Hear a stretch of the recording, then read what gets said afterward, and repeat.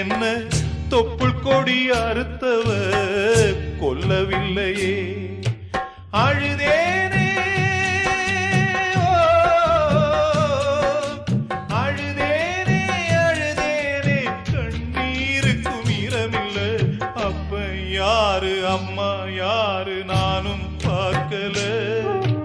கண்ணீரத்தான் கண்டேன் அம்மா தாய்ப்பால் பார்க்கல.